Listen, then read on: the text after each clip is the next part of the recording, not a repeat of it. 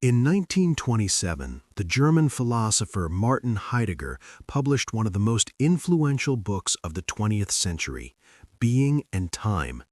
Heidegger was not merely a university professor, he was a walking, talking philosophical project. He wanted to return philosophy to its fundamental question, the question everyone had forgotten: what is being? Heidegger grew up in humble circumstances, but he carried within him a profound existential anxiety that drove him to overturn philosophical assumptions.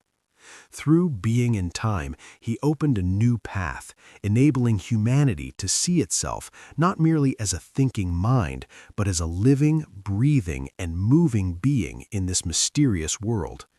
This book not only caused an intellectual stir, but also transformed the entire landscape of philosophical thought because it offered no ready-made answers. Instead, it confronted the reader with the enigma of being, a mystery we carry within ourselves without even realizing it. Paradoxically, while humanity seeks everything, money, success, happiness, it rarely pauses to ask what it means to exist at all. The problem of being: why did Heidegger return to this fundamental question? Heidegger argues that throughout its history, philosophy has been preoccupied with the secondary and neglected the essential. It has discussed knowledge, logic, and ethics, but has overlooked the question that precedes all others: what is being? For Heidegger, this question is not some obscure metaphysical one, it is the foundation of all thought. We cannot understand the world, ourselves, or interpret any human experience without first understanding how being manifests itself to us and how we live within it. Although great philosophers from Aristotle to Descartes grappled with this question, they didn't dwell on it for long. They veered toward knowledge, reason, and consciousness, leaving the fundamental question to fade into the background. Heidegger, however, sought to bring this question back to the center of philosophy, to make us see that everything from our thoughts to our fears and anxieties is connected to our way of being in this world. He says that before you ask what I know, you must ask what it means to be, and before you ask how I live, you must ask what the nature of being is. In this way, Heidegger returned philosophy to its very beginning, to the point where humanity encounters itself face to face without masks. When Heidegger speaks of humanity, he does not see it as an abstract mind or a body moving in a void, but rather introduces a new concept he calls Dasein, the being that is there. This being differs from all other beings because it is the only one that knows it exists and questions the meaning of its existence. The stone exists, the animal moves, but only humankind stands at the midpoint of life, asking, who am I and why am I here? Dasein is not a thinking mind, as Descartes claimed, or matter, as scientific theories suggest. It is a being that experiences life from within, that feels, hesitates, fears, hopes, and is thrown into the world before choosing anything. This is what makes humankind unique, not because it is smarter or stronger, but because it is the only being that carries the burden of its existence with it at every step. Dasein's relationship to the world is not one of distant observation. We don't stand outside the world to analyze it. Rather, we find ourselves within the world, interacting with it and being shaped by it. We understand the world by living it, not merely by describing it. Therefore, Heidegger says that to understand humanity, you must understand how it lives, not just how it thinks. Heidegger rejects the idea that humanity is an independent being that later chooses to enter the world. On the contrary, from the very first moment, humanity is a being within the world. This is not an emergency situation or a conscious choice. It is part of the very definition of humanity. We are born into a world with language, culture, customs, fears, and hopes, all of which precede our existence and shape us before we utter our first word. For Heidegger, the world is not a collection of scattered objects around us, it is a network of relationships and meanings. A chair is not just a material, but a place to sit. A road is not just stones, but a path toward a goal. People are not just bodies, but relationships that influence our destiny. We don't discover the world from the outside, we are shaped within it. And when we make a decision, that decision doesn't emerge from a vacuum, but from a context that draws us in. Family, history, language, society, a specific moment in time, all of these guide our choices without our conscious awareness. In this sense, existence in the world is not an obscure philosophical concept, but an everyday reality. It is a mirror. We cannot think about ourselves without thinking about the world that shapes us. The world is a mirror in which we see ourselves, and it is the soil in which our questions and even our anxieties take root.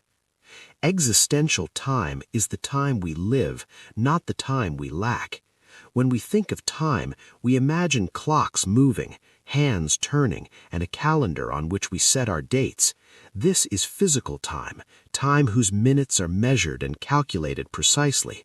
But Heidegger says that this is not real time, not the time that humans experience. Existential time is the time that moves within us, not on the wall of the room. It is the time that ignites us when we await something important, or when we fear the coming moment, or when we look back in our memories to the moment that shaped us. Time is not measured in minutes, but in experiences. It does not move in a straight line, but expands and contracts according to what we live through. For Heidegger, time is the field of human existence. We do not possess time, rather we are made of time. We move towards the future with possibilities yet to be realized. We carry the past in images and experiences that shape our identity, and we stand in the present as a moment of choice and decision. Therefore, time is linked in human terms to anxiety and freedom. The future is not merely a future time, but an open possibility. With every possibility comes choice, and with every choice comes anxiety. Time here is not an external framework, but the way in which human existence unfolds for itself. It is the time we haven't studied in schools, but one we live in our hearts. Anxiety as a moment of self-revelation. Heidegger argues that anxiety is not merely a negative feeling to be rid of, but rather one of the most truthful moments in human life. To understand his idea, we must distinguish between two types of emotions: fear of a specific thing, animal, situation, or external danger. Anxiety isn't about anything specific. It stems from within, from the fact that we exist in a world we don't control. When we feel anxious, things around us lose their familiar meaning, and the sense that the world is a stable and clear place vanishes. In that moment, the world reveals to us as it truly is, fragile, open, and uncertain. But here something important happens. Anxiety forces a person to confront their true self. In the throes of anxiety, we cease to conform to social roles, we break free from the influence of others, and we realize that we alone are responsible for choosing the shape of our lives. It is a feeling that leads us to freedom because it reveals to us that our existence is not predetermined, that we must choose and we must bear the responsibility for our choices. This is why Heidegger considers anxiety a path to authenticity, to a life where we do not pretend nor run from ourselves, but rather see our truth with a clarity we have never known before. Anxiety is not humanity's enemy, but a window through which we gaze upon ourselves.